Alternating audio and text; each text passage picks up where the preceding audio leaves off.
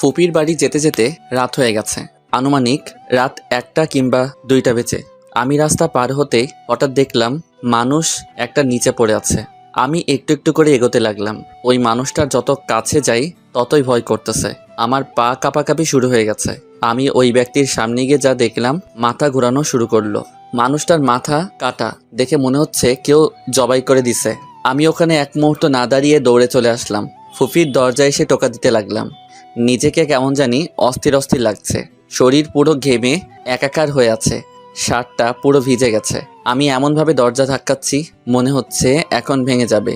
কিছুক্ষণ পর ফুপি চোখ ডলতে ডলতে এসে দরজা খুলে দিল। আমাকে দেখে ফুপি জড়িয়ে ধরলো। বাবা, তুই এত রাতে? পরে বলবো ফুপি, আগে ঘরে তো ঢুকতে দিবা। আচ্ছা আয়। আমি ঘরে ঢুকে তাড়াতাড়ি ওয়াশরুমে ঢুকলাম। এরপর চোখে মুখে পানি দিতে লাগলাম। গরমে ইচ্ছে করছে গোসল করে ফেলতে। আমি ফ্রেশ হয়ে বের হলাম। ফুপি আমার দিকে তাকিয়ে আছে। কি হলো ফুপি, এমন করে কি দেখছো? তুই আসবি, আমাকে আগে বললি না কেন? আসলে তেমন কিছু না ফুপি, আর খাবার দাও, ক্ষুধা লাগছে। আচ্ছা বস, আমি নিয়ে আসছি। এরপর ফুপি গিয়ে খাবার নিয়ে আসলো আর এসে আমার পাশে বসলো। শুধু এক প্লেট আনছো? আমার কত ক্ষুধা লাগছে তুমি জানো? চুপ করে বসে থাক আর এদিকে আয়, আমি খাইয়ে দিই। এরপর আমি ফুপির পাশে গিয়ে বসলাম। ফুপি আমাকে এক এক করে খাইয়ে দিতে লাগলো। আমি খাচ্ছি, কোনো কথা বলতেছি না। একটু যা দেখলাম চোখে শুধু ভাসছে। কি জঘন্যভাবে লোকটিকে মেরেছে। কারা এমন কাজ করতে পারে? আমি এসব ভাবতেছি, তৎক্ষণাৎ আমার ভাবনাতে ফুপি ব্যাঘাত ঘটালো। কি সমস্যা তোর? হ্যাঁ, কই কি ভ্যাবাচিকা খেয়ে গেলাম। তোকে কতক্ষণ ধরে ডাকছি, তোর কোনো হুঁশ জ্ঞান নেই? কি ভাবছিস এত? কিছু না ফুপি। আর আসতে তোর এত দেরি হলো কেন? আচ্ছা ফুপি, আমি ঘুমাবো, প্রচুর ঘুম পাচ্ছে। সকালে উঠে সব বলবো। কি বলিস? আর এগুলো খাবি না? না, পেট ভরে গেছে। আচ্ছা যা, রুম চিনিস তো? এটা কি বললে ফুপি? আচ্ছা যা। আমি রুমে গিয়ে ব্যাগটা একপাশে রাখলাম। এরপর খাটের উপর বসলাম। কেন অস্থির অস্থির লাগছে, অত কিছু না ভেবে কম্বল নিয়ে ঘুমিয়ে পড়লাম। সকালে ঘুম থেকে উঠে দেখি আমার সারা শরীর ভিজে, অ্যান্ড পুরো বিছানাতেও পানি। আর থাকতে না পেরে ঠান্ডায় তাড়াতাড়ি উঠে পড়লাম। আর সামনে যাকে দেখলাম, মনটা কেন জানি খারাপ হয়ে গেল। তুই এখানে কেন? আমার বাড়ি আমি থাকবো না তো কে থাকবে? আর তুই কেন আসছিস? এমনি বেড়াতে আসছি। তো কখন যাবি এখান থেকে? আমার যখন ইচ্ছে হয়। তোকে কেন বলবো? আরে আয়ান বাবু, এত রাগ করো কেন? আমি তো জাস্ট মজা করছি। তুই সামনে থেকে যা, আমার মজা টজা ভালো লাগে না। তাই নাকি? ভালো লাগবে কিভাবে? তুই তো একটা। আর কিছু না বলে থেমে গেল। কি আমি? বল। তোর সাথে কথা বলার ইচ্ছে না, ফালতু ছেলে। এটা বলে ও হন হন করে চলে গেল। আমি কোনো মতে উঠে ওয়াশরুমে গেলাম। ওয়াশরুম থেকে বের হয়ে রেডি হতে লাগলাম। এর মাঝে আমার আর রুহির পরিচয় দিয়ে দেই। আমি হলাম আলফি আয়ান, সবাই আয়ান বলে ডাকে। এবার অনার্স 3য় বর্ষে। আর বাবা মা বলতে কেউ নেই। পৃথিবীতে শুধু একাই আমি। আপন বলতে শুধু ফুপি আছে। আর আমি একজন, না, গল্পের মাঝে কে ওটা জেনে যাবেন। রুহি হলো ফুপির একমাত্র মেয়ে, বড়ই আদরের। রুহি অনার্স ফার্স্ট ইয়ারে পড়ে। রুহির আব্বু ফুপা, তিনি একজন এমপি। গল্পে আসা যাক। আমি রেডি হয়ে নিচে গেলাম। গিয়ে দেখি ফুপা। আমি ওনাকে আঙ্কেল বলে ডাকি। কি খবর আয়ান, কখন আসলে? জি আঙ্কেল, কালকে। ও ভালো, বসো আমাদের সাথে।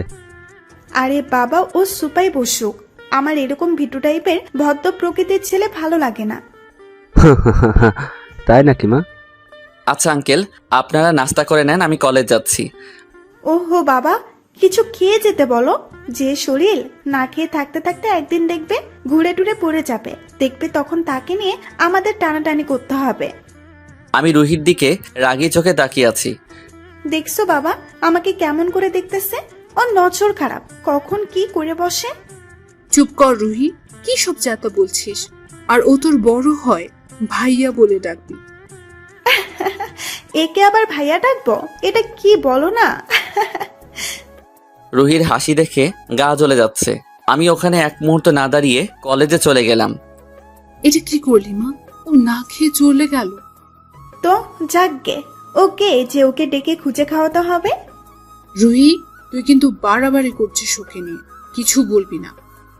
আসছে দরদ দেখাতে। আরে তোমরা মা মেয়ে ঝগড়া করো না, আর রুহি, আয়ান তোর ভাই হয়, সো ওর সাথে সম্মান দিয়ে কথা বলবি। আর ওসব গায়া টায়ারে ভাই ডাকতে পারবো না। এটা বলতেই ফুপি ওর গালে থাপ্পড় মারল।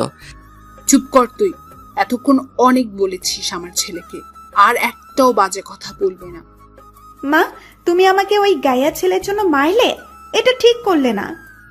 এটা বলে রুহি খাবারের প্লেট ফ্লোরে আছাড় মেরে রাগে গজগজ করতে করতে কলেজে চলে আসলো।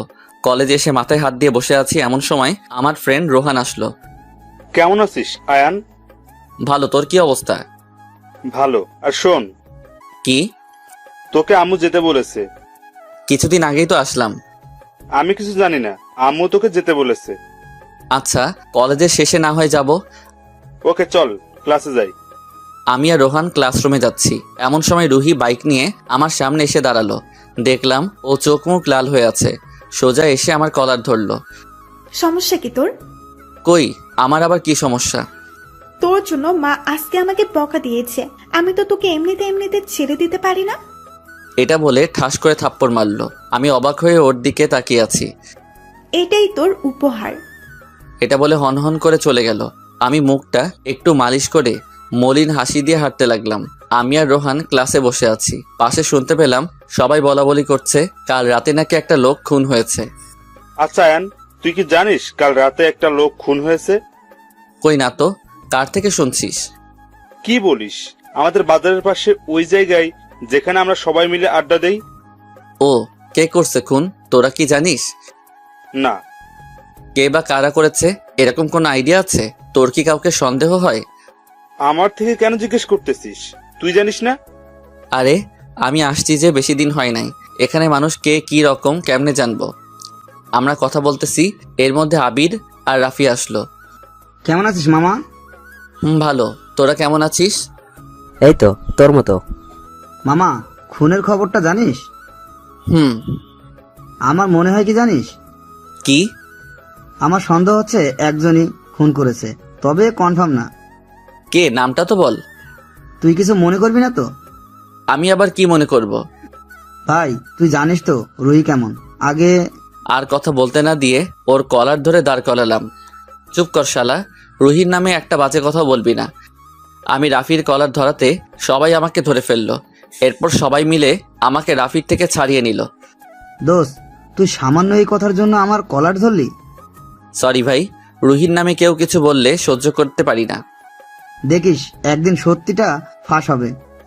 তোরা কি ঝগড়া করবি? চল সবাই মিলে একটা রেস্টুরেন্টে যাই আর আড্ডা মেরে আসি। না রে, মন ভালো নেই। আরে চল তো।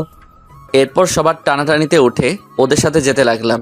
গেট দিয়ে পার হতে দেখলাম রুহি একটা ছেলের সাথে বসে বসে হাসাহাসি করতেছে, আর ছেলেটাও সুযোগ বুঝে রুহির গায়ে ঢলে পড়ছে। আর ছেলেটাকে আজকে প্রথম দেখলাম। আমি ওদের সামনে গেলাম। রুহি, তোর পাশে ছেলেটাকে? যে হবে হোক, তোকে বলবো কেন? ছেলেটা সুযোগ বুঝে তোর গায়ে ঢলে পড়তেছে, আর তুই কিছু বলতেছিস না কেন? তুই আমার সামনে থেকে যা তো। ফুবিকে বলবো? আরে যা তো, যত সব পাগল ছাগল, কোথা থেকে আসে এসব? যান চলো তো, আমরা ওদিকে গিয়ে বসি। চলো। ওরা একজন আরেকজনকে জড়িয়ে ধরে উঠে অন্য পাশে গিয়ে বসলো। আমি চোখ নামিয়ে ওদের সামনে থেকে চলে আসলাম। আমি ফ্রেন্ডদের কাছে গেলাম। এই, তোরা ছেলেটাকে কেউ চিনিস নাকি? ছেলেটা আমাদের চেয়ারম্যান সাহেবের ছেলে। ছেলেটার চরিত্র কেমন? এই, তোরা কেউ কিছু বলিস না, দেখবি ও আবার তোদের কলার ধরবে। ভাই, তুই রাগ করছিস। সরি রে। আমি রাফিকে জড়িয়ে ধরলাম, মনটা খারাপ করে বললাম, জানিস ভাই, এই পৃথিবীতে আমার ফুপি ছাড়া কেউ নেই। আর আমি ফুপিকে অনেক অনেক ভালোবাসি। ওনার মনে কোনোভাবে কষ্ট দিতে চাই না, তাই মুখ বুজে সব সহ্য করি। সরি ভাই, তুই মন খারাপ করিস না। শালা তোদের কথাবার্তা শেষ হলে চল তো। এরপর আমরা একটা রেস্টুরেন্টে গেলাম। গিয়ে ওখানে খাওয়া দাওয়া করে কিছুক্ষণ ঘোরাঘুরি করে বাড়ি চলে আসলাম। আমি এসে দেখি আঙ্কেল চেয়ারম্যান সাহেব সবাই মিলে বসে মিটিং করতেছে। আমি কিছু না বলে পাশ কাটিয়ে চলে গেলাম। রুমে গিয়ে ফ্রেশ হয়ে খাওয়া দাওয়া করে রুমের দরজা লক করে দিলাম। এরপর ল্যাপটপ নিয়ে বসে বসে কাজ করতে লাগলাম। আমার অ্যাসিস্ট্যান্ট আরোহীকে কল দিলাম। আসসালামু আলাইকুম স্যার। ওয়ালাইকুম আসসালাম, কি খবর? ভালো স্যার, কাজ কি শেষ? না, এখন বসছি। আর অফিসে সব ঠিকঠাক আছে তো? জি স্যার। কোনো সমস্যা হলে বলো, আমি এসে সলভ করে দিব। জি স্যার। আর আপনার ফুপি কেমন আছে? ভালো। আচ্ছা ভাই, আর কাজ শেষ হলে আমি তোমাকে মেইলে জানাবো। Okay sir. এরপর লাইন কেটে দিলাম। আমি সব ফাইল দেখে ল্যাপটপটা আবার লুকিয়ে রাখলাম। এরপর রুম থেকে বের হলাম। নিচে এসে দেখি ফুপি, রুহি আঙ্কেল সবাই মিলে আড্ডা দিচ্ছে। আমিও ওদের সাথে যোগ দিলাম। আমাকে বসতে দেখে রুহি নাক ছিটকে উঠল। তুই এখানে আসলি কেন? আর দেখতেছিস না আমরা কথা বলছি? আসলে সরি। আমি উঠে চলে আসতেই ফুপি আমার হাত ধরে ফেললো। ওনার দিকে তাকিয়ে দেখি উনি আমার দিকে ছলছল চোখে তাকিয়ে আছে। বস বাবা, কি করব বল, আমার মেয়েটা যে ওরকম। ও কিছু না ফুপি, আমি যাচ্ছি, তোমরা কথা বলো। হুম। আমি আবার রুমে ঢুকে মোবাইলটা হাতে নিলাম। গিয়ে কিছুক্ষণ ফেসবুক ঘাটাঘাটি করলাম। গল্পে কে কেমন কমেন্ট করতেছে এসব দেখতেছি। এরপর মনটা যেন কেন জানি খারাপ হয়ে যাচ্ছে। বুক ফেটে কান্না আসতে চাইছে। আমি রুমের মধ্যে পাইচারি করতে লাগলাম। শূন্য বুকটা কেমন জানি ফাঁকা ফাঁকা লাগতেছে। মা বাবার কথা খুব মনে পড়তেছে। জানালা দিয়ে বাইরে দেখলাম আজকে চাঁদ উঠেছে। আমি রুমের মধ্যে এক মুহূর্ত না দাঁড়িয়ে ছাদে উঠে গেলাম। এরপর রেলিং ধরতে যাচ্ছি, তখন সামনে যাকে দেখতেছি রুহি কার সাথে যেন হেসে হেসে কথা বলতেছে। হঠাৎ পিছন ফিরে আমাকে দেখে যা করলো, আমি নিশ্চুপ হয়ে দাঁড়িয়ে আছি। রুহি ফোনটা ওর পকেটে রেখে আমার দিকে তেড়ে আসলো আর এসে কুত্তার বাচ্চা বলে থাপ্পড় একটা লাগাই দিল। এই ফকিরের বাচ্চা, এখানে কেন আসছিস? চুপ করে দাঁড়িয়ে আছি। কিরে, কান দিয়ে কথা ঢুকে না? তোকে না বলছিস সামনে থেকে যেতে? আর কখনো সাদের আশেপাশেও যেন না দেখি। রুহি, আমি তোর ছোট না বড়? শোন, আমি আমার জানের সাথে কথা বলছি, মাঝখানে এসে আমাদের কথার মাঝে ভঙ্গ করিস না। আমার রাগ উঠলে কিন্তু পরিণাম ভালো হবে না। আচ্ছা সরি, আমি যাচ্ছি। আমি ওর সামনে থেকে এসে ছাদের অন্য পাশে এসে দাঁড়ালাম। রেলিংয়ে হাত দিয়ে দাঁড়িয়ে দাঁড়িয়ে আকাশ দেখতেছি। মা বাবা যদি থাকতো হয়তো তাদের কাছে গিয়ে বলতে পারতাম, মা, আমার এই বুকে অনেক কষ্ট, সব কিছু থেকেও যেন ফাঁকা ফাঁকা লাগছে। মা, তোমাদের সাথে যদি আমাকেও এসব ভাবতেছি। এমন সময় আবার রুহি আসলো। তুই বয়রা নাকি রে? কানে কথা ঢুকে না? চুপ করে আছি।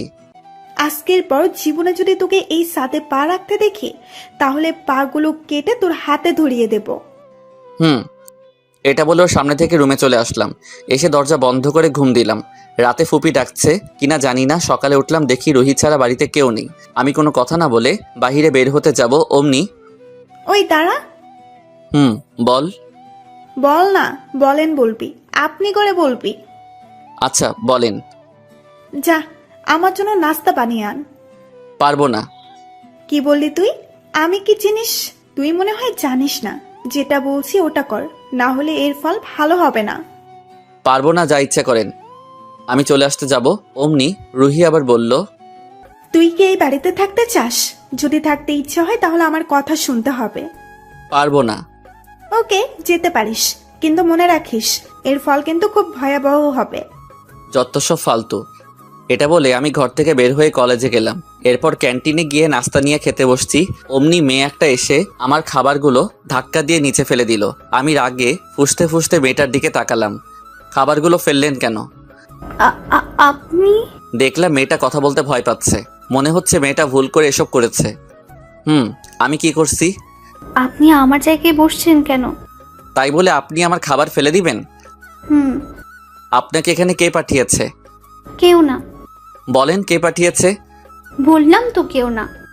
মেয়েটা একটু জোরে কথা বলতেই সবাই আমার দিকে উৎসুক দৃষ্টিতে তাকিয়ে আছে। একটু পর দেখলাম রুহি ওর দলবল নিয়ে আমার সামনে এসে হাজির, আর ওর হাতে হকি স্টিক। আপু, ও আপনাকে কি বলছে? ও আমাকে রুম ডেট করার জন্য জোর করছে।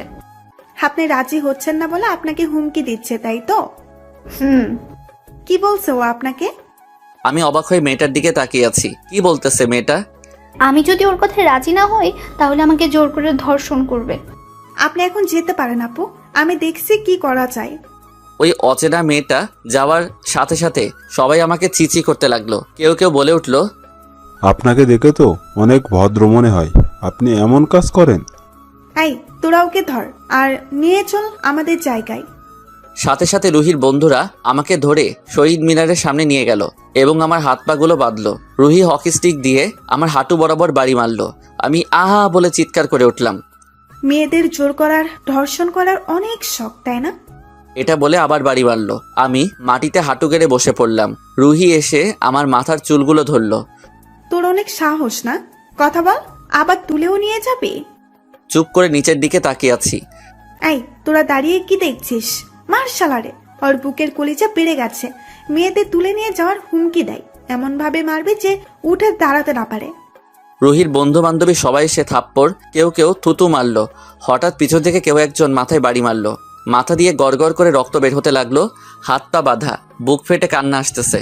সবকিছু কেমন যেন ঝাপসা ঝাপসা লাগতেছে। চোখ দিয়ে অঝর ধারায় পানি পড়তেছে। দূরে দেখলাম আমার সব বন্ধুরা দাঁড়িয়ে দাঁড়িয়ে দেখতেছে। রুহির দিকে তাকিয়ে দেখি ও হাসতেছে, হয়তো বিজয়ের হাসি।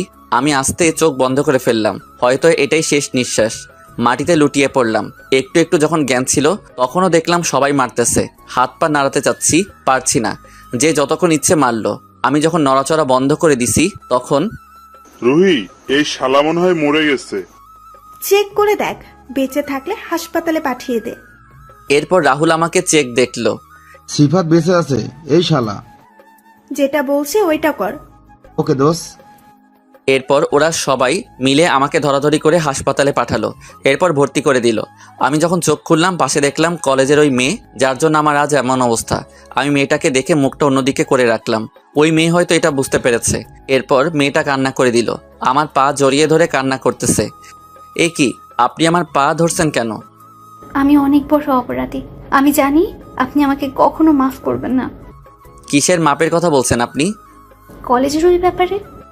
আচ্ছা, ওসব বাদ দেন, মাফ করে দিছি। সত্যি? আমি জানি আমাকে রুহি ইচ্ছে করে মেরেছে। মাঝখানে এই বোনটা আসলো, হয়তো জোর করে আমার নামে মিথ্যা বলতে বলেছে। আপনার নাম কি? আসমা মনি। ও, কোন ইয়ারে পড়েন? ইন্টার সেকেন্ড ইয়ারে। ও গুড। ঘরে কে কে আছে তোমার? আমি আর মা। তুমি পড়ালেখা করো কেমন করে? টিউশন করে। ও আচ্ছা, আমি এখানে কতদিন ধরে আছি?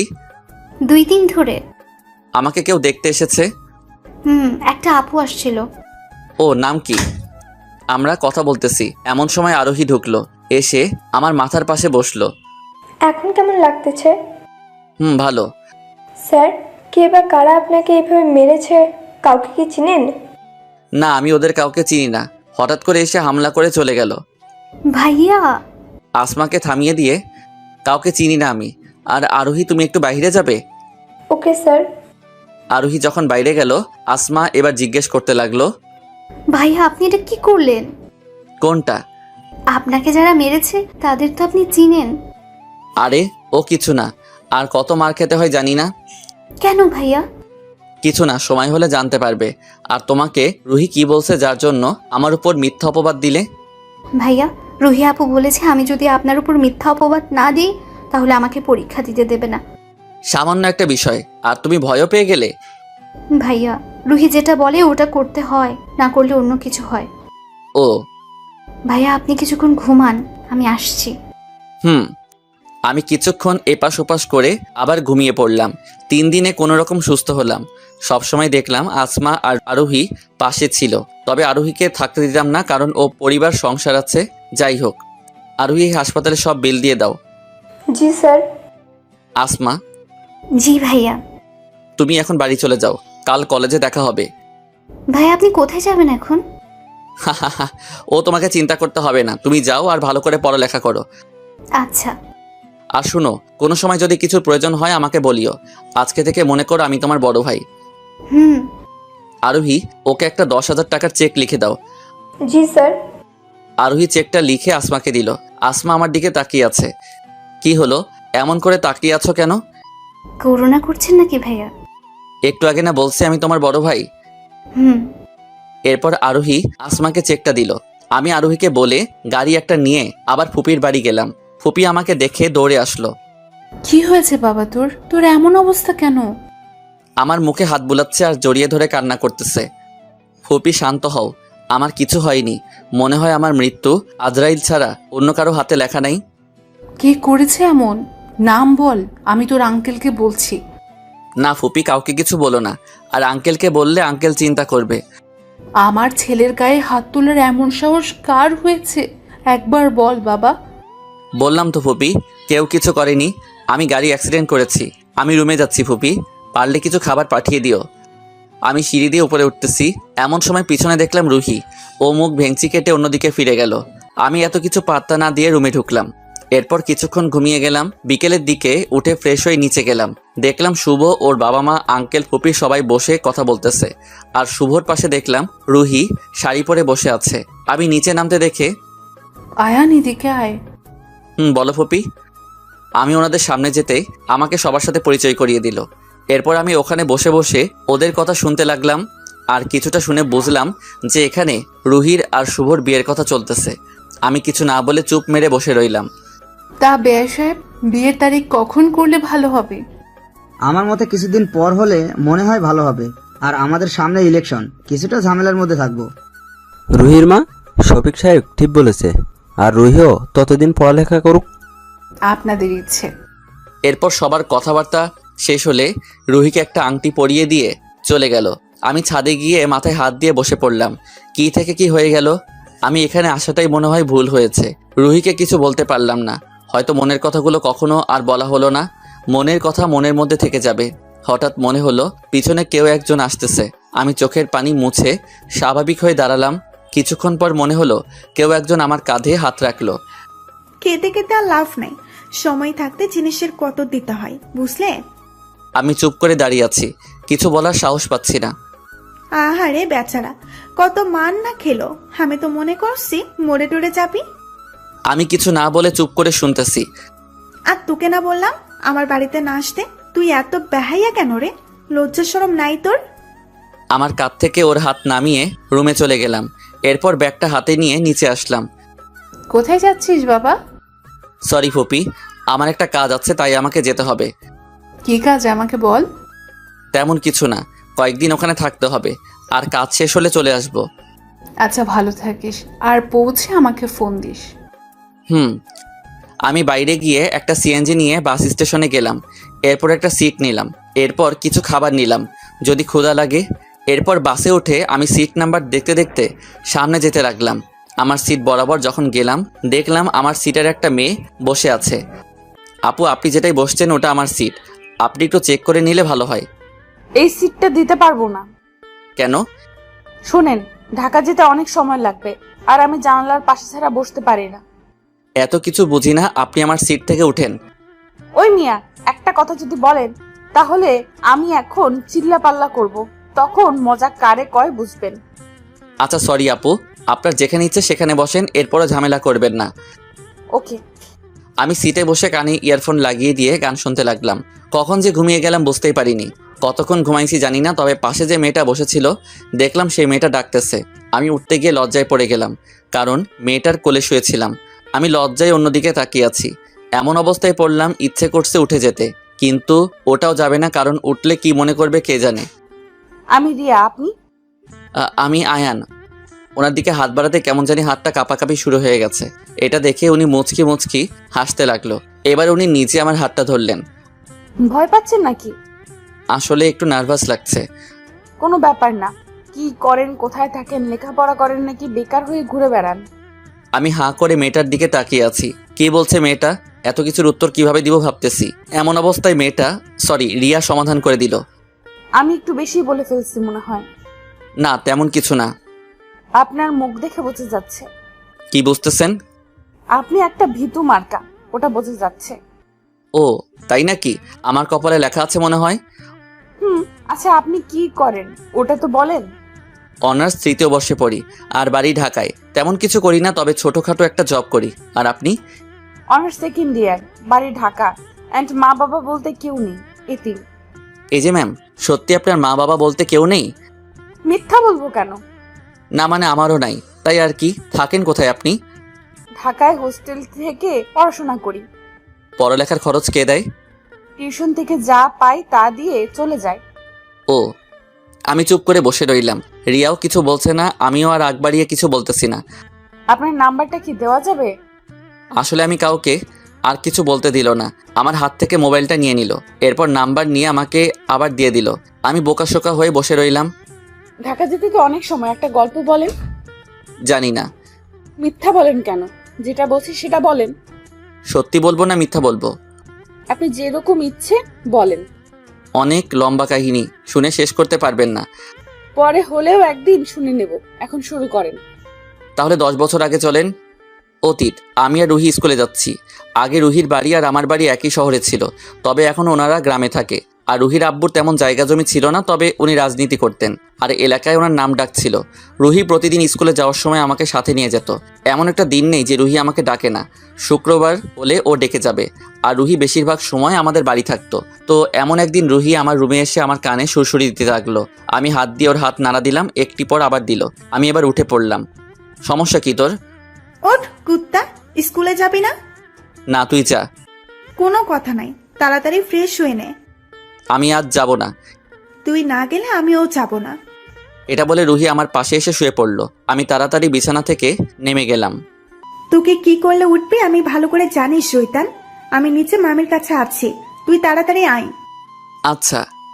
এরপর আমি ওয়াশরুমে ঢুকে হাত মুখ ধুয়ে স্কুলের ইউনিফর্ম পরে নিচে আসলাম। এরপর নাস্তা করে দুজন আব্বুর গাড়িতে উঠলাম। এরপর আব্বু আমাদের নামিয়ে দিয়ে ওনার অফিসে চলে গেল। আমি গিয়ে একটা বেঞ্চে বসলাম। আমার পাশে রুহিও বসলো। স্যার অনেক বারণ করে আমার সাথে না বসতে, কিন্তু ও কারো কথা শুনে না। ও যেটা বলবে ওটা করবে।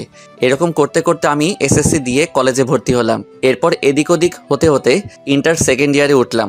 রুহি এসএসসি দিল। আমার পড়ালেখার মান ভালো ছিল। এদিকে রুহি সারাক্ষণ ঝগড়াঝাটি মারামারি এগুলো নিয়ে পড়ে থাকতো। তো এমন একদিন একটা মেয়ে এসে আমাকে প্রপোজ করলো। Ayaan, I love you. আমি তোমাকে অনেক অনেক ভালোবাসি। আমি হাঁ করে মেয়েটার দিকে তাকিয়ে আছি। মেয়েটা ফুল হাতে নিয়ে হাঁটু গেড়ে বসে আছে। আমি যখনই কিছু বলতে যাব তখনই রুহি এসে হাজির। মেয়েটাকে দাঁড় করিয়ে লাগাই দিল একটা। এই তোর সাহস কি করে হয় ওকে প্রপোজ করার? এটা বলে মেয়েটার চুল ধরে টানতেছে। আমি রাগ কন্ট্রোল করতে না পেরে রুহির গালে ঠাস করে একটা লাগাই দিলাম। এই ছাড় মেয়েটাকে, আর তুই দিন দিন খারাপ হয়ে যাচ্ছিস। রুহি আমার দিকে চোখ লাল করে তাকিয়ে আছে। তুই এই মেয়ের জন্য আমাকে মারলি? তা না করে কি করব? তুই একটু বেশি বাড়াবাড়ি করতেছিস। আমি বাড়াবাড়ি করি? তা নয় তো কি? আর ছেলেদের মতো ঝগড়া করিস কেন? তুই ছোট হয়ে ওর গায়ে হাত তুলছিস কেন? কিসের ছোট? কোন দিক দিয়ে আমাকে ছোট মনে হয় তোর? ফালতু কথা বলার সময় নাই, যত সব। আমি রুহির সামনে থেকে চলে আসলাম। আমি ইন্টার পরীক্ষা দেওয়ার পর যখন রেজাল্ট ভালো হলো তখন বাবা বলতেছে দেশের বাইরে গিয়ে পড়তে। আমিও রাজি ছিলাম। অনেক স্বপ্ন ছিল বাইরে থেকে গ্র্যাজুয়েশন কমপ্লিট করব। সব কিছু রেডি করে আমার তারিখ পড়লো যাওয়া একদিন আগে। রুহি আমাদের বাড়ি আসলো। আয়ান, কি করিস? দেখ, আমি তোর বড়। সমস্যা নাই, বেশি না, 2 বছরের। 2 বছর মানে বেশি না? আমার জন্য বেশি না। আচ্ছা, কি বলতে আসছিস বল। একটা কথা বলার ছিল। ওকে বল। এখানে না। তাহলে? রুহি আমাকে টানতে টানতে ছাদে নিয়ে আসলো। এরপর যেটা বলল আমি শুনে অবাক হয়ে গেলাম। আয়ান, তুই বিদেশে গেলে আমাকে ভুলে যাবি না? আরে ধুর, এসব কি বলিস তুই? তোকে ভুলে থাকা অসম্ভব। তাহলে যাইস না প্লিজ। কি বলিস এগুলো? হ্যাঁ, সবগুলো রেডি হয়ে গেছে, আর কালকে চলেও যাব। তুই আমার কথা শুনবি না? সরি, তোর এমন আবদার রাখতে পারবো না। ওকে। রুহি আমার সামনে থেকে গিয়ে ছাদের এক কোণে গিয়ে ফুপিয়ে ফুপিয়ে কেঁদে উঠলো। আমি ওর কান্না দেখে দৌড়ে ওর কাছে গেলাম। কি হয়েছে রুহি, কান্না করছিস কেন? আমার সাথে কথা বলিস না, যা। না, যাব না। বল কি হয়েছে? আমি যদি কিছু চাই দিবি? তোর কোনো চাওয়া অপূর্ণ রাখছি, বল। সত্যি দিবি? বল। রুহি আমার বুকে ঝাঁপিয়ে পড়লো আর শক্ত করে জড়িয়ে ধরলো। এরপর বলতে শুরু করলো। তোকে কখনো প্রেম করতে দিতাম না, কেন জানিস? আমি চাই তোর মনে শুধু আমি থাকি। তোর মনের ঘরে আমি ছাড়া আর কারো বসবাস করবে না। তোকে এক মুহূর্ত না দেখলে আমার চোখে ঘুম আসে না। কি করব বল? তোকে যে বড্ড বেশি ভালোবাসি। তোকে ছাড়া আমি অচল। তুই চলে যাবি শুনে আমার মাথায় আকাশ ভেঙে পড়ছিল। এমন একটা দিন নেই যে তোকে চালাই নাই। তুই না থাকলে কাকে চালাবো বল? তোকে এক মুহূর্ত না দেখলে মনে হয় অনেক বছর দেখিনি। জানিস আমি ছোট থেকে তোকে ভালোবাসতাম, কখনো বলার সাহস হয়ে ওঠেনি। কিন্তু তুই কাল চলে যাবি শুনে আমার ধৈর্যের বাঁধ ভেঙে গেছে। আমি তোর বাচ্চার আম্মু হতে চাই, সেই অধিকার কি দিবি? রুহি কান্না করছিল আর কথাগুলো বলছিল। আসলে আমিও রুহিকে ভালোবাসি। আমি রুহিকে আপন করে নিতে যাব, অমনি আমার স্বপ্নের কথা মনে পড়ল। আমি রুহিকে আমার থেকে ছাড়িয়ে হাঁটিয়ে একটা চড় দিলাম। আজকে থেকে আমার সামনেও আসবি না, তুই না আমার বোন। এগুলো ভাবলি কি করে? রুহি আমাকে জোর করে আবার জড়িয়ে ধরলো। প্লিজ আয়ান, আমাকে এভাবে ফিরিয়ে দিস না। আমি বাঁচবো না, তোকে না পেলে মরে যাবো আমি। যা ইচ্ছে কর, ছাড় আমাকে। প্লিজ আয়ান, এরকম করিস না। আমি সত্যিই মরে যাবো তোকে না পেলে। প্লিজ আমাকে ছেড়ে যাস না। আমি তোর পায়ে পড়ছি, তারপরও বিদেশ যাস না। তুই না বলতে আমি তোর কলিজা। আমি জানি তুইও আমায় ভালোবাসিস। প্লিজ আমার কথাটি একটিবারের জন্য হলেও ভেবে দেখ। আমি রুহির বাহু ধরে দাঁড় করিয়ে, শোন ছোট ছোট এর মতো থাক। আর তোর আর আমার যাই বল, তুই কোথায় আর আমি কোথায়, তোর মারামারি আমার এগুলো একদম ভালো লাগে না। যখন এগুলো ছেড়ে ভালো হবি তখন ভালোবাসবো। আমি সব ছেড়ে দিব, এরপরেও তুই বিদেশে যাস না। শোন, আমার লাইফে ভালোবাসা থেকে স্বপ্ন বড়, আর তোর এগুলো ভালোবাসা না, কিছুটা ভালো লাগা, মোহ। আমি জানি তুই আমি চলে গেলে আমাকে ভুলে যাবি। আর কি যেন বললি, ও আমাকে ভালোবাসিস? আমি তোকে ভালোবাসি না। আর বাংলাদেশ থেকে তোর মতো কোনো একটা পাগল ছাগলকে ভালোবাসিস। তুই যেমন তেমন ছেলে দেখিস, বুঝলি? Good bye. রুহি ওখানে দাঁড়িয়ে আছে, আর ওর চোখ দিয়ে পানি ঝরছে। কোনো রকম কথা বলছে না, ওখানে ঠাই দাঁড়িয়ে আছে। আমি এত কিছু না ভেবে রুমে চলে আসলাম। এরপর নিজে নিজে কান্না করতে লাগলাম। আমি আজ রুহির গায়ে হাত তুলেছি, ওকে কতটা কঠোর কথা বলেছি। আমার কথাগুলো শুনে ও অনেক কষ্ট পেয়েছে, এটা ভেবে ঢুকতে ঢুকতে কান্না আসছে। কিন্তু কান্না করলে হবে না, আর পড়ালেখা শেষ করে আসলে তখন আপন করে নিব। এখন এগুলো না ভাবলেও চলবে। রাতে খাবার খেতে নিছে, আর গেলাম না, ঘুমিয়ে গেলাম।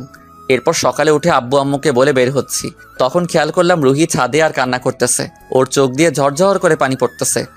আঙ্কেল চলেন। ড্রাইভার আঙ্কেলকে গাড়ি টান দিতে বললাম।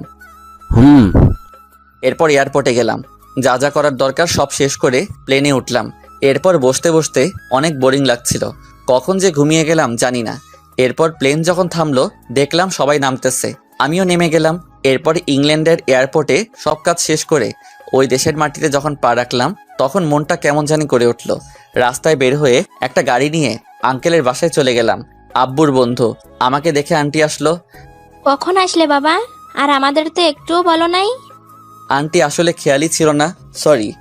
হইছে, এসব থাক, এখন যা, গিয়ে হাত মুখ ধুয়ে আয়, আমি খাবার রেডি করছি। এরপর আন্টির থেকে রুম কোনটা জিজ্ঞেস করে ওই রুমে গিয়ে ব্যাগটা রেখে এরপর ফ্রেশ হয়ে নিচে আসলাম। এসে দেখি একটা পিচ্চি আমাকে চেয়ারে বসতে দেখে, আম্মু, ওই ছেলেটা কে? তুমি চিনবে না, আর আজকে থেকে ওনাকে ভাইয়া বলে ডাকবে, কেমন? আমি ওনাকে ভাইয়া কেন রাখবো? কারণ উনি তোমার বড়। আন্টি সমস্যা নাই, ওর যেটা ইচ্ছে ডাকুক। তোমার নাম কি? ওহ আয়ান, আর তোমার? আলিফ। আমি জানি আমার নাম ভালো। আলিফ, বড়দের সাথে কেউ এভাবে কথা বলে? আরে আন্টি ধমকাতে হবে না, পরে ঠিক হয়ে যাবে। এরপর খাওয়া দাওয়া করে রুমে গেলাম।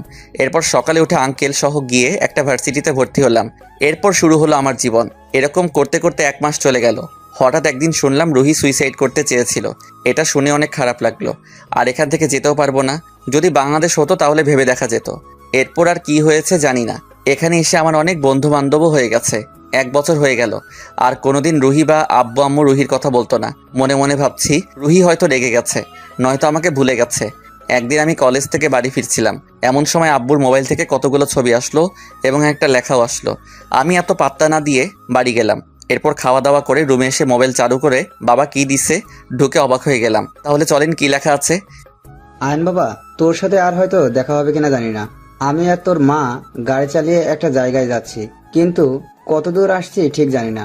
আমাদের গাড়ি ব্রেকের তার ছিঁড়ে গেছে, বাঁচবো কিনা ওটাও জানি না। আমরা মারা গেলে আমাদের মনে করে কান্নাকাটি করিস না বাবা, আমরা সব সময় তোর সাথে আছি। আর যে কাগজগুলো দিলাম ওগুলো আমাদের কোম্পানির দলিল। বাবা, তুই যত তাড়াতাড়ি পারিস চলে আসিস। ভালো থাকিস বাবা, আমাদের জন্য একদম কান্না করবি না। এটা দেখে বুকে কেমন জানি করে উঠলো, চোখ দিয়ে আপনা আপনি পানি গড়িয়ে পড়তে লাগলো। আমি রুহির আব্বুর কাছে ফোন দিলাম। আঙ্কেল আপনি কোথায়? আয়ান, তোর বাবা আর মা নেই, আমাদের ছেড়ে চলে গেছে। এটা হতে পারে না আঙ্কেল, ফুপিকে দেন। আঙ্কেল যখন ফুপিকে দিল দেখলাম আন্টি কান্না করতেছে। কান্না করার জন্য উনি কথা বলতে পারছে না। আয়ান ভাই আমাদের ছেড়ে চলে গেছে। আমার মুখ দিয়ে কোনো কথা বের হচ্ছে না, চুপ করে রইলাম, আর চোখ দিয়ে পানি পড়তেছে। হঠাৎ কান থেকে মোবাইলটা পড়ে গেল, আমার মাথাটা ঘোরাতে লাগলো, ধপ করে নিচে পড়ে গেলাম। এরপর যখন চোখ খুললাম দেখি বিছানায় শুয়ে আছি, পাশে দেখলাম আঙ্কেল আন্টি কান্না করতেছে। বাবা, তোর কি হয়েছে? আমরা আছি তো, তোর কোনো চিন্তা করতে হবে না। আন্টি আব্বু আম্মুকে ছাড়া কেমনে থাকবো? দুনিয়াতে বাবা মা ছাড়া কেউ নেই আন্টি। আঙ্কেল পাশে ছিল, আঙ্কেল আমাকে জড়িয়ে ধরে কান্না করতে লাগলো। দীর্ঘ 1 মাস কোনো মতে কেটে গেল। এরপর আমি পরীক্ষা দিয়ে আবার বাংলাদেশে ব্যাক করলাম। প্রথমে আমাদের বাড়ি গেলাম, কিছুদিন থাকলাম, কিন্তু যতদিন থাকি বাবা মায়ের বিভিন্ন স্মৃতি দেখে দিন দিন কেমন জানি অধপতন হতে লাগলো। এরপর এক আঙ্কেলের সাহায্য নিয়ে বাবার অফিসে গেলাম, গিয়ে সবকিছু ঠিকঠাক করে ফুপির বাড়ি গেলাম। ইচ্ছা ছিল রুহিকে ভালোবাসার কথা বলবো, কিন্তু বলা আর হলো না। বর্তমান ওই ভাবনার জগৎ থেকে আসেন। আর আপনার কাহিনী শুনে অনেক খারাপ লাগলো। এখন নামেন, আমরা ঢাকায় চলে আসছি। ও, এরপর বাস থেকে নেমে যে যার মতো চলে গেলাম। আমি বাড়ি চলে আসলাম। বাড়িতে পা রাখতে দেখলাম ঘরের সব জিনিস এলোমেলো অবস্থায় পড়ে আছে। আমি আস্তে আস্তে ঘরের সব জায়গায় হেঁটে হেঁটে দেখতে লাগলাম কি হয়েছে, ঘরে বা কে আসলো। আমি আমার রুমে ঢুকে ফ্রেশ হয়ে আবার বের হলাম বাইরে। ক্ষুধাও লাগছে অনেক, কিছু একটা তো খেতেই হবে। আমি একটা রেস্টুরেন্টে ঢুকলাম। এরপর হালকা পাতলা কিছুটা খেয়ে অফিসে চলে গেলাম। আমি ঢুকতে সবাই আমাকে সালাম দিতে লাগলো। অনেকের মনে হয়তো প্রশ্ন, আমাকে চিনলো কেমনে ওরা। আসলে আমি আব্বুর সাথে আগে অফিসে আসতাম, এরপর ঘোরাঘুরি করে চলে যেতাম, আর বিদেশ থেকে এসে ও এখানে আসলাম, এই হিসেবে সবাই চিনে। আমি আমার কেবিনে বসলাম। আমি আসতে দেখে আরোহী আসলো। স্যার, আসতে পারি? অবশ্যই। আর আমার রুমে আসতে তোমার পারমিশন নিতে হবে না। জি স্যার। তোমার বাচ্চা জামাই কেমন আছে? ভালো। আমি জানি ওর মুখ কালো করার কারণ, তা হলো আরোহীর জামাই রোড অ্যাক্সিডেন্টে পঙ্গু হয়ে গেছে। ওদের আর্থিক অবস্থা ভালো না। মুখ কালো করে আছো কেন? বাড়িতে কোনো সমস্যা? না না না না। বুঝছি, বলতে হবে না। আর হাতে ফাইলগুলো দাও। আজকে কোনো মিটিং আছে? জি স্যার। কার সাথে? RK গ্রুপ অফ ইন্ডাস্ট্রির মালিকের সাথে। ও, আর কয়টার সময় ওরা এখানে আসবে, নাকি আমাদের যেতে হবে? স্যার, আসলে ওনারা একটু বিজি, আর আমাদের একটা ঠিকানাও দিয়েছে। আরোহী একটা জায়গার নাম দেখলো। ওকে, চলো তাহলে। এরপর আরোহী আর আমি ওই ঠিকানায় গেলাম। দেখলাম ওটা একটা কফি শপ। আমি ভেতরে ঢুকে যাকে দেখলাম, আমি ভিতরে গিয়ে দেখলাম রিয়া বসে আছে আর মোবাইল টিপতেছে। আমি গিয়ে ওর সামনে দাঁড়ালাম। আমাকে দেখে রিয়া দাঁড়িয়ে গেল। আরে আয়ান, তুমি এখানে? আমারও তো একই প্রশ্ন, তুমি এখানে? আমার একটা কাজ ছিল, এই আর কি, তাই আসা হলো। তোমার কি কাজ শুনি? আমারও সেম। একটা কোম্পানির সাথে আমাদের একটা ডিল আছে, ছোটখাটো একটা মিটিং। ও। রিয়া কি জানি ভাবতে লাগলো। এরপর এদিক ওদিক ঘুরে তাকাতে লাগলো। এরপর যখন আরোহীকে দেখলো, একবার আমার দিকে তাকাচ্ছে, আবার আরোহীর দিকে তাকাচ্ছে। এরপর কি জানি ভেবে উঠে চলে যেতে নিলে আমি হঠাৎ করে হাত ধরে ফেললাম। কি হলো, আপনি উঠে যাচ্ছেন কেন? কি হলো ম্যাম?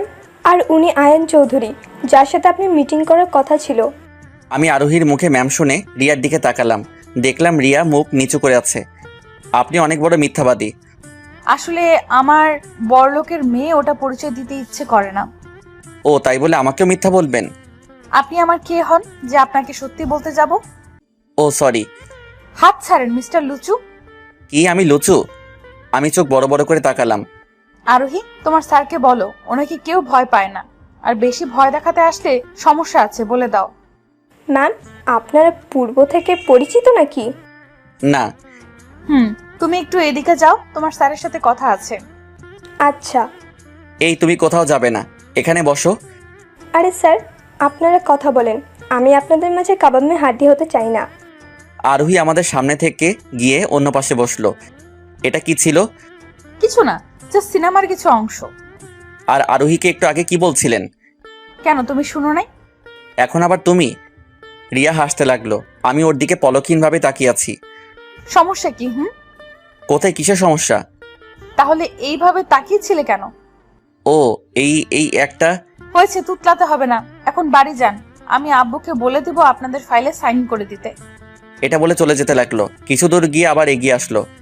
ওই, আর কোনো মেয়ের দিকে তাকাবা না। আগে যা ইচ্ছা দেখার দেখি ফেলছো, এখন থেকে যদি কোনো মেয়ের দিকে তাকাও, মেরে তক্তা বানাবো।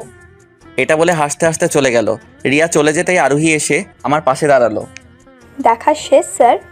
চুপ করো, আর আমি কাউকে দেখতেছি না, চলো। দেখতেছি তো। আমি অফিসে গেলাম। এরপর অফিসের পিয়নকে বলে ঘরের জন্য একটা কাজের মেয়ে আর একটা বাড়ি দারোয়ান ঠিক করলাম।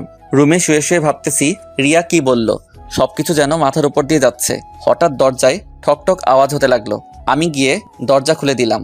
দেখলাম কাজের মেয়েটা। কি হলো? ভাইজান, খেতে আসেন।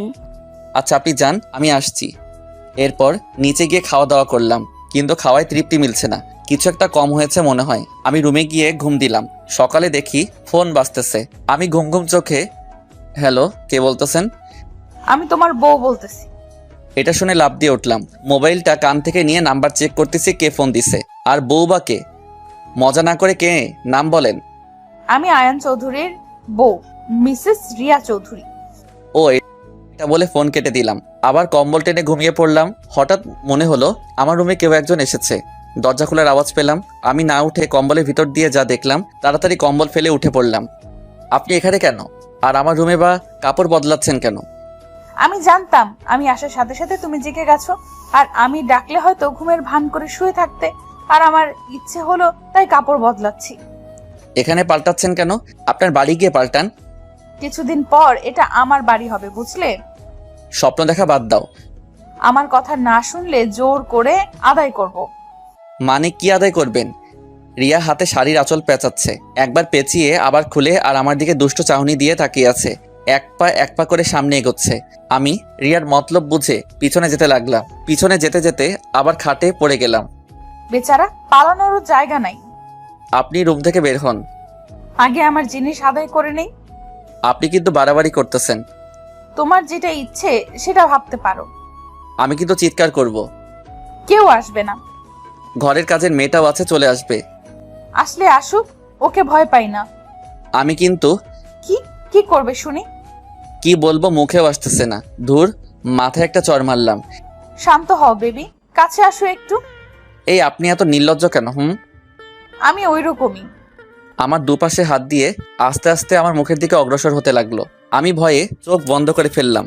এই মুহূর্তে কেউ আসতো অনেক ভালো হতো। আল্লাহ বাঁচাও। চোখ খুলে দেখি রিয়া আমার ঠোঁটের দিকে এগিয়ে আসছে। ওর ঠোঁটগুলো কাঁপতেছে। আমার ঠোঁটের থেকে রিয়ার ঠোঁটের দূরত্ব 1 ইঞ্চির থেকে বেশি হবে না। যেই না কিস দিবে এমন সময় দরজা ধাক্কাতে লাগলো। ভাইজান ওঠেন, নাস্তা রেডি। আমার বাড়িতে যে মেয়েটা কাজ করে ওর নাম জরিনা। মেয়ে অনেক ভালো আর সম্মানও করে। জরিনা দরজা ধাক্কাতে রিয়ার হুঁশ আসলো। এরপর রাগ করে থমথম করে রুমে দরজা খুলতে গেল। ওই, তুই আরেকটু পরে আসতে পারলি না? এখনই আসার সময় হলো। মাফ করেন আপা, ভুল হয়েছে। ওকে বকে লাভ নাই মিস, এখন যেতে পারেন। আল্লাহ বাঁচাইছে শাকচুনির হাত থেকে। কয়দিন বাঁচাবে? যখন অধিকার পাবো না ছিঁড়ে খাবো। আয় হায়, কয় কি? এদিকে রিয়া রাগে চোখ মুখ লাল হয়ে আছে। আহারে বেচারি, সামান্যর জন্য আশা পূরণ হলো না। হাসতেছো, ভালো করে হাসো। সময় আমারও আসবে, তখন সুদে আসলে একসাথে নিব। দেখা যাবে। বিছানা থেকে উঠে রিয়ার দিকে তাকিয়ে তাকিয়ে আহা কি আনন্দ আকাশে বাতাসে, এত খুশি রাখবো কই? ইচ্ছে করে রিয়া এসে আমার গলা জড়িয়ে ধরে আমার পায়ের উপর উঠে আমার ঠোঁটে ওর ঠোঁট ডুবিয়ে দিল। আচমকা আক্রমণে বোকা বনে গেলাম। আমি খাম্বা হয়ে দাঁড়িয়ে আছি। রিয়ার কিস করা শেষ হলে ঠোঁট মুছে আমার দিকে তাকিয়ে হাসতেছে। মনে হচ্ছে বিশ্ব জয় করে ফেলেছে। এবার হাসো। বেকুব হয়ে ওখানে খাড়া হয়ে দাঁড়িয়ে আছি। এতক্ষণ তো অনেক হাসছো। উফ, তোমার ঠোঁটগুলো কি মিষ্টি। বাবাকে গিয়ে আজকে বলবো। কি বলবে? এই যে আজকে যেটা হলো। মানে? আমার লজ্জা করছে। লজ্জার গুলি মারি। আমাকে কিস করছো, ওটা গিয়ে বাবাকে বলবে? ছি ছি। ওটা না তো। তাহলে কি? আমাদের বিয়ের কথা। জেগে জেগে স্বপ্ন দেখো, সরো সামনে থেকে। আমি রিয়াকে সরিয়ে ওয়াশরুমে ঢুকে A to Z কাজ শেষ করে যখন আয়নায় নিজের মুখ দেখলাম, করে চিৎকার দিয়ে উঠলাম। এ কি হাল হলো আমার? ঠোঁটের অবস্থা 12টা বেজে গেছে। ঠোঁটগুলো লাল ঠকটকে হয়ে আছে, কিছুটা ফুলেও গেছে। আমি ঠোঁটের উপর হাত বোলাতে লাগলাম। এদিকে আমার চিৎকার শুনে রিয়া ওয়াশরুমের দরজা ধাক্কাতে লাগলো। আয়ান, কি হয়েছে আয়ান? দরজা খোলো। পেট নিয়ে আমার ঠোঁটগুলো তেরাভেরা করে আসছে।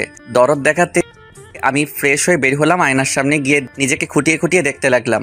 রিয়া আমার অবস্থা দেখে, আয় হায়, এই কি হাল হলো আমার?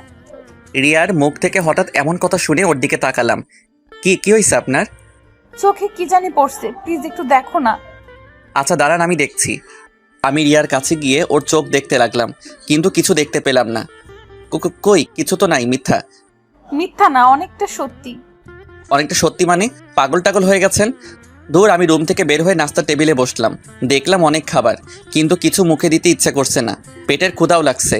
আমি একটু করে পরোটা ছিঁড়ে মুখে দিব, অমনি রিয়া এসে আমার পাশে বসলো। এত জায়গা থাকতে আমার পাশে কি? দূরে গিয়ে বসেন। আমার জামাইটা এরকম কেন? একটু রোমান্টিক না? আমি এরকমই। সমস্যা নেই, আমি সব ঠিক করিয়ে নিব। অ্যাটলিস্ট আমাকে খেতে তো দিবেন। ফালতু পেঁচাল না করে খাওয়ার ইচ্ছে থাকলে খান, না হলে ভাগেন।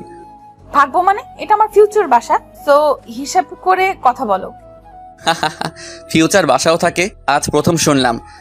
হয়েছে, এখন হা করো। দেখলাম রিয়া একটু পরোটা নিয়ে জল মাখিয়ে আমার মুখের সামনে ধরলো। আমি হা করে তাকিয়ে আছি। কি হলো, খাও। না, আমি নিজেই খেতে পারবো। আপনারটা আপনি নিজেই খান। না, আগে এটা মুখে নাও। না। আমি নিজের মতো খেতে লাগলাম। এরপর খেয়ে ড্রয়িং রুমে বসে আছি, আর চোখে দেখি রিয়া গাল ফুলিয়ে বসে আছে, কিছু খাচ্ছে না। আমি এখন অফিসে চলে যাব, কারো যাওয়ার থাকলে যেতে পারবে। আমি সোফা থেকে উঠে রুমে গিয়ে ব্যাগ না বের হয়ে গাড়িতে বসলাম। একটু পর দেখি রিয়া এসে আমার পাশে বসলো। সামনে বসছেন কেন? পিছনে যান। না। ওঠেন এখান থেকে। না। দেখেন, কোনো মেয়ে আমার পাশে বসলে কিরকম যেন অস্বস্তি লাগে। লাগুক। আমি আর কথা বাড়ালাম না, গাড়ি নিয়ে অফিসে চলে গেলাম। আমি আমার কেবিনে গিয়ে বসলাম। এরপর সিটে যখন বসলাম দেখি রিয়াও আমার পিছন পিছন চলে আসলো। আমি ওনার দিকে না তাকিয়ে কাজ করতে লাগলাম, আর রিয়া আমার দিকে তাকিয়ে আছে। কোনো কথা বলতেছি না দেখে। তুমি আসলে একটা শয়তান, খবিস, রাম ছাগল, ভেড়া, কালো ব্যাঙ। আরও অনেক কিছু বলে থামলো, আর আমার দিকে তাকিয়ে রাগে ফুঁসছে। রিয়া কি বলতে চাই, কি করতে চাই বুঝেও না বুঝার ভান করে থাকলাম। আজ 4 মাস হতে চলেছে। আমি অফিসে চেয়ারে বসে গালে হাত দিয়ে ভাবতে লাগলাম, একটা দিন ফুপি, আঙ্কেল কিংবা রুহিকেও একটু কল দিয়ে জিজ্ঞেস করলো না কেমন আছি, কি করছি, খাইছি, ঘুমাইছি। কিন্তু পাশে থাকলে দেখি ফুপি নিজের ছেলের মতো করে। বাবা মাও নেই, আজ বড্ড একা একা লাগছে। এখন আমার সব কিছু আছে, গাড়ি বাড়ি, তবে বাবার দেওয়া নেই শুধু ভালোবেসে আগলে রাখার মতো মানুষ। রুহিকে কতটা ভালোবাসতাম, কিন্তু ও আমার কথার কোনো গুরুত্ব দিত না। যাকগে, আমার কপালে ছিল। আর এখন বেশ আর কম সবাই আয়ান চৌধুরী নামে ছিল। মাথায় কোনো দুশ্চিন্তা না থাকার কারণে বাবার কোম্পানি, সরি এখন তো নিজের কোম্পানি, রাত দিন কেটে অনেক দূর এগিয়ে গেলাম। আসতে পারি জনাব? আমি রিয়ার দিকে তাকালাম। আজ শাড়ি পরে এসেছে, অনেক কিউট লাগতেছে। হাতে টিফিন বক্স, হয়তো এটাতে করে আমার জন্য কিছু নিয়ে আসছে। এটা এই মেয়েটার প্রতিদিনই কার কাজ। এই 4 মাসে কোনো একটা দিন নেই আমার কাছে আসেনি, কেয়ার করেনি। প্রতিদিন নিজে খাবার নিয়ে আসতো, কখনো হোটেলের খাবার খেতে দিত না। রাতে ফোন দিয়ে খাইছি কিনা, ঘুমাইছি কিনা জিজ্ঞেস করতো। হঠাৎ মনে হলো কেউ একজন কিস করছে। আমি ভ্যাবাচ্চাকা খেয়ে উঠলাম। পাশে দেখি রিয়া। কি সমস্যা তোমার? হ্যাঁ, যখন তখন ঢুকে পড়ো কেবিনে। তোমাকে আসার অনুমতি দিয়েছে কে? আর বেয়াদব মেয়ের মতো যখন তখন গায়ে ঢলে পড়ো কেন? চোখের সামনে থেকে যাও। আমি চিৎকার করে উঠতেই রিয়া ভয়ে কাচুমাচু হয়ে নিচের দিকে তাকিয়ে আছে। কি হলো? সরি, এরকম আর হবে না। এটা বলে নিচের দিকে তাকিয়ে আছে। দেখলাম ওর চোখে পানি টলমলো করছে, হয়তো এখন টুপ করে মাটিতে পড়ে যাবে। কিসের সরি? আর প্রতিদিন খাবার আনো, মানুষজন কি ভাবতেছে? চুপ করে আছো কেন? কথা বলো। রিয়া কিছু না বলে কান্না করতে করতে বলতে লাগলো, আমি তোমাকে অনেক জ্বালাই, তোমাকে অনেক বিরক্ত করি, আমি বেয়াদব। হয়েছে, আজকে থেকে তোমার 2 চোখের সামনেও আসবো না। যাচ্ছি, আর কখনো কোনো দিন তোমাকে বিরক্ত করব না। রিয়া বাম দিয়ে চোখের পানি একবার মুছতেছে, আবার কথাগুলো বলতেছে। দেখলাম চোখ মুখ লাল হয়ে গেছে, গালের দুপাশে লাল হয়ে আছে। হাত দিয়ে ডলতে ডলতে মুখের অবস্থা 12টা বাজাই দিছে। আমি কোনো কথা না বলে চেয়ার থেকে উঠে গিয়ে রুমের দরজা বন্ধ করে দিলাম। আমার দরজা বন্ধ করা দেখে রিয়া আমার দিকে ফিরে তাকালো। দরজা বন্ধ করছো কেন? আমি বাইরে যাব। আমি রিয়ার সামনে গিয়ে ওর মুখের দুপাশে হাত দিয়ে মুখটা ওপর করলাম। রিয়ার চুলগুলো কপালে এসে গেছে, চোখের পানিতে মুখটা ভিজে একাকার হয়ে গেছে। আজকে রিয়াকে অনেক সুন্দর লাগতেছে। আপনা আপনি রিয়ার গালে ঠুস করে একটা কিস করে ফেললাম। এই কি করলাম? রিয়া চোখ বড় বড় করে আমার দিকে রাগি চোখে তাকিয়ে আছে। আমি ভয়ে অন্যদিকে ফিরে গেলাম, না জানি কপালে কি আছে। আমি একটু একটু করে ভয় পিছনে যেতে লাগলাম। রিয়া দৌড়ে আমার সামনে এসে বুকে কিল ঘুষি চড় মারতে লাগলো। আরে ব্যথা পাচ্ছি তো। আমাকে কাঁদালে কেন? ওই স্যার, ন্যাকামি করতে হবে না, সরো। আমি আমার সিটে গিয়ে বসলাম। সাথে সাথে রিয়া আমার সামনে এসে আমার কোলের ওপর বসলো আর গলা টিপে ধরলো। আল্লাহ, মেরে ফেলবে নাকি? বিয়ের আগে বিধবা হতে চাও নাকি? তাহলে মেরে ফেলো। কি, তুমি আমাকে বিয়ে করবে? ওরে কলিজা, এতদিনে লাইনে আসছো? কে বলছে তোমাকে বিয়ে করবে? আমার জানুটা। তোমার জানু কে আবার? এই যে এখন যাকে জড়িয়ে ধরে আছি। রিয়া বুকে মাথা দিয়ে শক্ত করে জড়িয়ে ধরে আছে। ওই ওঠো, বাইরে সবাই কি মনে করবে? হ্যাঁ, যার যা ইচ্ছা মনে করো, আমি আমার জামাইটাকে ধরছি। হয়েছে ধরা, উঠো এখন। আচ্ছা, আজকে আমাকে কেমন লাগতেছে? কেমন আবার? রোজকার মতোই লাগছে। এটা বলতে রিয়া দিল একটা কিল। শালার এই মেয়ের হাতে এত জোর কেন বুঝি না। আজকে তোমার জন্য শাড়ি পরে আসছি। ওর দিকে তাকিয়ে দেখি কোমর থেকে কাপড় সরে গেছে। আয় হায়, এ আমি কি দেখতেছি? আমি রিয়ার কোমরে হাত দিলাম। রিয়া লাফ দিয়ে উঠলো। ওই লুচ্চামি করা শুরু করে দিছো? মেরে হাড্ডি এক করে ফেলবে। তোমার কোমর দেখা যাচ্ছে কেন? আমার কথা শুনে রিয়া ওর দিকে তাকিয়ে দেখলো সত্যি তো। রিয়া তাড়াতাড়ি ঠিক করে ফেললো, একটি দেখি না কি কিউট। না, বিয়ের পর। প্লিজ। মায়ের চিনো, লুচ্চামি ছুটে যাবে। আরে কোমরের তিলটা দেখলে কি হবে? ওটাও দেখিনি শয়তান। সব তো আমার, তাই না? জি না, তোমাকে কোন মেয়ে বিয়ে করবে শুনি? আচ্ছা আচ্ছা, অনেক মেয়ে। কচু। এই আলভি, আয়ান যদি একবার বলে বিয়ে করবে তাহলে চট্টগ্রামের অর্ধেক মেয়ে পাগল হয়ে যাবে। কচু হবে। প্রমাণ দিব। না, এত প্রমাণ দেখাতে হবে না। তুমি আমার, আমি তোমার, দুজনে এক হয়ে সৃষ্টি করব দুষ্টু একটা। ও লজ্জা করছে, আর বলতে পারবো না। ওরে আমার লজ্জাবতী, দুজনে এক হয়ে একটা ফুটবল খেলার টিম বানাবো। এই তো। শয়তান, এত বাচ্চা নিতে পারবো না। আমার শুধু একটা কিউট আয়ান হলেই হবে। পাগল নাকি? আমার মেয়ে বেবি চাই, ছেলে পেলে ভালো না। আজকাল দেখি ছোট ছোট বাচ্চারা লাইন মারা শুরু করছে, ভয় করে অনেক। হয়েছে, বকবকানি বন্ধ করো। এখনো বিয়ে করনি, আবার আসছে বাচ্চা নিয়ে কথা বলতে। কি বলো তুমি? চলো তাহলে আজকে বিয়ে করে ফেলবো। আসছে আমার সাহসী জামাই, আগে আব্বুকে বলবো, এরপর ওনারা যেরকম বলে। না, পালিয়ে বিয়ে করব, অনেক শখ আমার। যাও পালাতে। সবাই যখন জানবে বিশিষ্ট ব্যবসায়ী আয়ান চৌধুরী পালিয়ে বিয়ে করেছে, তখন মজা বুঝবে। আরে এটা কোনো কথা? এখন স্বাভাবিক এগুলো। যদি তুমি রাজি থাকো তাহলে চলো। ফাইজলামি বন্ধ করো, আর ক্ষুধা লাগছে অনেক, খাইয়ে দাও আমাকে। না, তুমি খাইয়ে দাও আজকে। আমি তো প্রতিদিনই খাওয়াই, আজকে খাইয়ে দাও আমাকে। না। রিয়া কোনো কথা না বলে অন্যদিকে ফিরে গাল ফুলিয়ে বসে আছে। আমি একটা লোকটা নিয়ে ওর মুখের সামনে ধরলাম, সাথে সাথে খেয়ে নিল। রাক্ষসী। এইভাবে প্রতিদিন খাইয়ে দিবে আমাকে? জি না। নাকি কিভাবে হ্যাঁ করতে হয় জানা আছে। তাইলে চেষ্টা করে দেখিও। আমি রিয়াকে খাইয়ে দিচ্ছি, আর ও আমার গলা জড়িয়ে ধরে বসে আছে। আমি ওকে খাইয়ে দিতে লাগলাম, মাঝে মাঝে আমিও খেতে লাগলাম। হঠাৎ কেউ একজন দরজা ধাক্কাতে লাগলো। আমি গিয়ে দরজা খুলে দিলাম। যা দেখলাম, আরোহী দরজার সামনে দাঁড়িয়ে মিট মিট করে হাসতেছে। আমি ওর হাসি দেখে বুঝে ফেলছি কেন হাসতেছে। আমার দিকে তাকিয়ে দেখি কেবিনে ঢুকে গেল আর রিয়ার পাশে গিয়ে দাঁড়ালো। আমি আরোহীর কথা শুনে কাশতে লাগলাম। রিয়া আরোহীর কথা শুনে লজ্জায় মাথা নিচু করে আছে। আরোহী, তুমি কিসের জন্য আসছো বলো? আমার একটা কাজ আছে। স্যার, এই ফাইলটা দেখেন, সব ঠিকঠাক আছে নাকি একটু দেখলে ভালো হয়। ওকে, তুমি টেবিলে রাখো, আমি পরে দেখতেছি। আচ্ছা। আরোহী রিয়ার দিকে তাকিয়ে দুষ্টমি মার্কা হাসি দিয়ে চলে গেল। আমি রিয়ার সামনে যেতেই রিয়া অন্যদিকে ঘুরে গেল। কি ম্যাডাম, আপনার আবার কি হলো? কিছু না। জানি তো কোন একটা বিষয়ে অনেক রেগে আছেন, তা কি সেই বিষয়টা?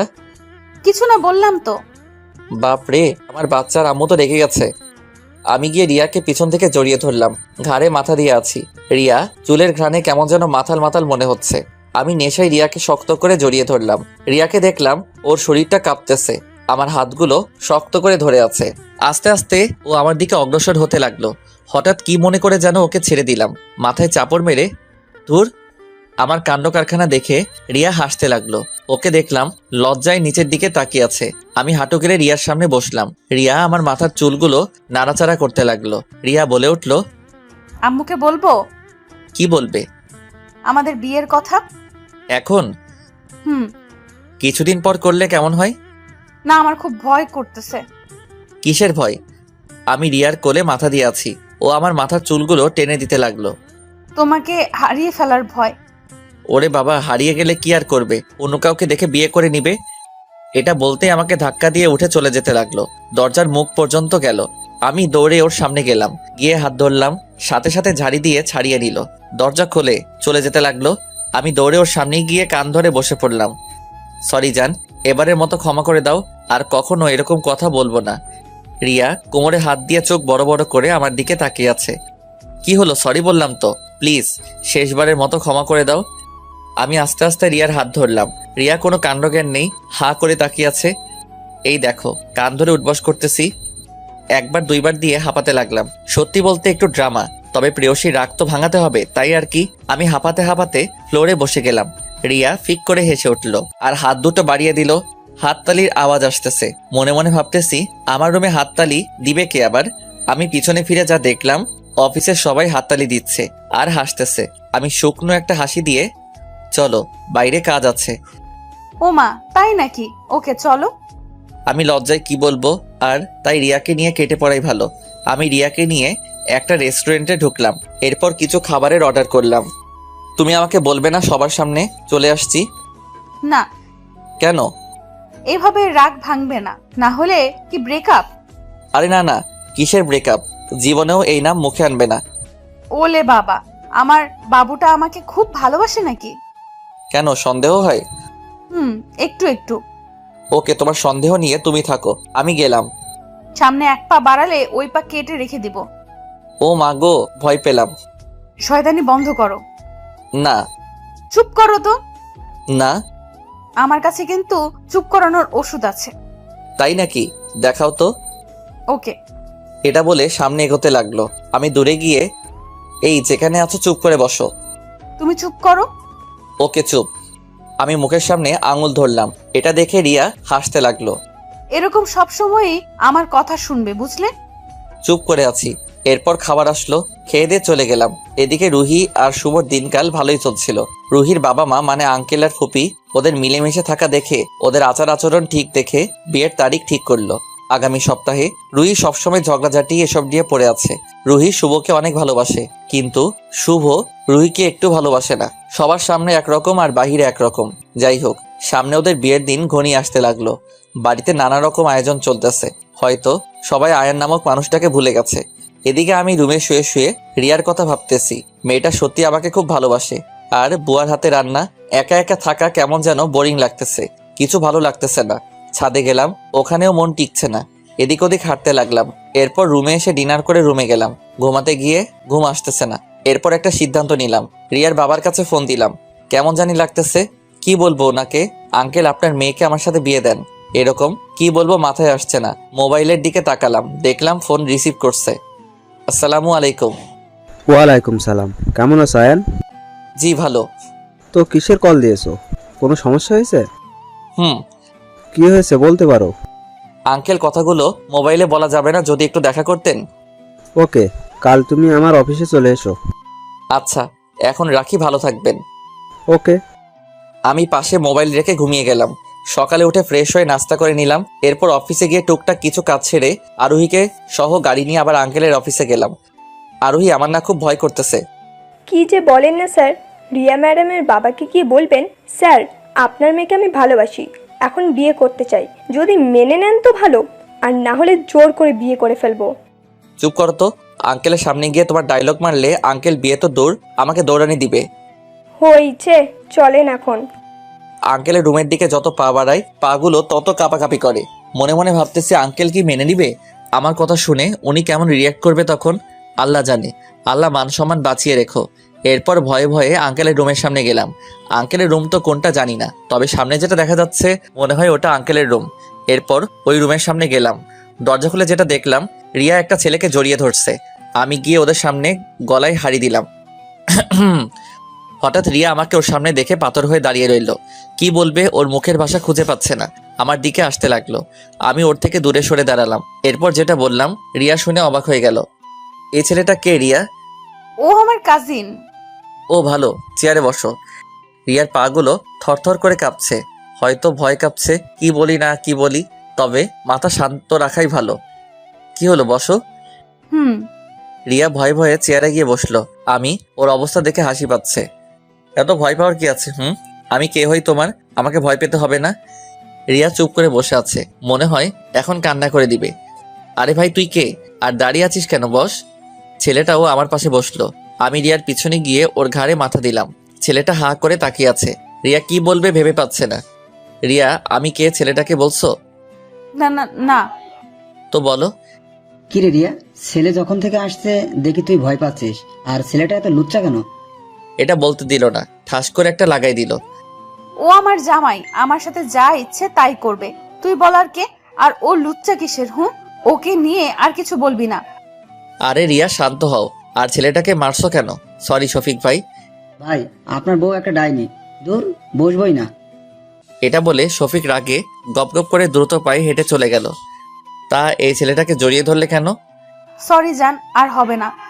না, যাও, যাকে ইচ্ছে জড়িয়ে ধরো, বাই। আমি প্যান্টে হাত ঢুকিয়ে ধীর পায়ে হেঁটে চলে আসতেছি। এমন সময় রিয়া এসে পিছন থেকে জড়িয়ে ধরলো। আর হবে না এরকম। তুমি না কিউট বর, লক্ষ্মী জামাই, আমার গুলুমুলুর আব্বু, আমার ছিন্টু মিন্টুর আব্বু, আমার। চুপ করো, এগুলো কিসের নাম বলতেছো? আর আজকে যদি ভুল বুঝে চলে যেতাম তাইলে কি হতো? জীবনেও আর কারো সামনে যাব না। তুমি না বলা অবধি কোনো ছেলের সাথে কথা বলবো না, কোথাও যাব না, কোনো ছেলেকে আর জড়িয়েও ধরবো না। তোমার লক্ষ্মী বউ হয়ে তোমার সব কথা শুনবো। সত্যি তো? হুম। ওকে, শ্বশুর আব্বার কাছে চলো। আসো। রিয়া সামনে এগোতে লাগলো আর আমি ওর পিছন পিছন যেতে লাগলাম। রিয়া কিছু দূর গিয়ে পিছনে দেখতে লাগলো আমি আসতেছে কিনা। রিয়া সামনে একটা রুমে ঢুকলো, আমি ওর সাথে ঢুকলাম। আসসালামু আলাইকুম। ওয়ালাইকুম সালাম। কেমন আছেন? জি ভালো, আপনি? ভালো। কি রে রিয়ামা, তুই কিছু বলবি? হুম। কি বল? রিয়া আমার দিকে তাকালো, আবার আঙ্কেলের দিকে তাকালো, এরপর আস্তে আস্তে বলে উঠলো, বাবা, আমি তোমার কাছে কিছু চাইলে দিবা? অবশ্য তুই আমার একমাত্র মেয়ে, কি লাগবে বল, এখনই এনে দিব। ওটা অনেক বড় জিনিস। যতই বড় হোক এনে দিব, শুধু একবার বল। বাবা, আমি আয়ানকে ভালোবাসি, ওকে আমার করে দাও। আঙ্কেল অবাক হয়ে আমার দিকে তাকিয়ে রইল। রিয়া নিচের দিকে তাকিয়ে আছে। এরপর আঙ্কেল সিট থেকে উঠে আমার চারপাশে হাঁটতে লাগলো। এরপর আমাকে দেখা শেষ হলে পারবে তো আমার এই পাগলি মেয়েটাকে সামলে রাখতে? আমি আঙ্কেলের মুখ থেকে এমন কথা শুনে খুশি হয়ে একবার আমার হাতে তুলে সারা জীবন রানীর মতো রাখবো, কষ্ট কখনো সামনে আসতে দিব না। বেশ, তাইলে আর কি, আমিও রাজি। এটা শুনতে রিয়া ইয়াহু বলে আমাকে জড়িয়ে ধরলো। আমি শক্ত হয়ে দাঁড়িয়ে রইলাম। সামনে আঙ্কেল। রিয়া এটা কি করছে? আঙ্কেল আমাদের দিকে তাকিয়ে তাকিয়ে হাসছে। রিয়া পরিস্থিতি টের পেয়ে লজ্জা পেয়ে ছেড়ে দিল। আঙ্কেল, আপনি তো জানেন আমার পরিবার বলতে তেমন কেউ নেই। জানি তো। কিছু মনে না করলে বাবা, তুমি বিয়ের আয়োজন শুরু করো। এই সপ্তাহে আমাদের বিয়ে হবে। আমাদের যত আত্মীয় স্বজনরা আছে দাওয়াত দিয়ে দাও। আঙ্কেল রিয়ার দিকে তাকিয়ে হাসছে। ওকে, আমার মেয়ে যেরকম বলে। বাবা, আমরা যাচ্ছি এখন। রিয়া আমাকে নিয়ে চলে আসতে লাগলো। এমন সময় আঙ্কেল আবার ডাক দিল। কাল রাতে ফোন দিয়েছিলে, আর কি বলবে বলেছিলে? একটু আগে যেটার কথা হয়েছিল ওটার জন্য। আমার মেয়ে বলেছে তাই রাজি হলাম, তুমি বললে কিন্তু রাজি হতাম না। কি, তুমি আমাদের বিয়ের কথা বলতে আসছিলে? হয়েছে, চলো ভিতর ডিম। আমি ভিতর মতো কি কাজ করছি? হ্যাঁ কিছু না, আসো। এরপর ওর পিছনে পিছনে হাঁটতে লাগলাম। আজ আমাদের বিয়ে হয়ে গেছে। রিয়া বাসর ঘরে বসে আছে। রিয়াকে নিয়ে আসার সময় সে কি কান্না! আল্লাহ, সারাটা পথ কান্না করেছে। আমি ছাদে কিছুক্ষণ হেঁটে আস্তে আস্তে রুমের দিকে যেতে লাগলাম। অবশ্য এতক্ষণ অনেক ভাবিরা এসে ডেকে গেছে। আমি ভয়ে ভয়ে রুমে ঢুকলাম। রিয়া খাট থেকে নেমে এসে আমার পা ছুঁয়ে সালাম করতে যাবে অমনি, আরে আরে কি করছো? তোমার জায়গা আমার বুকে নয়, বিছানায়। চলো বাসর করে ফেলি। রিয়া বোকা হয়ে গেল, রাগী চোখে আমার দিকে তাকিয়ে আছে। কি হলো বউ? একটু আগে তুমি এগুলো কি বলছো? কই কি বলছি?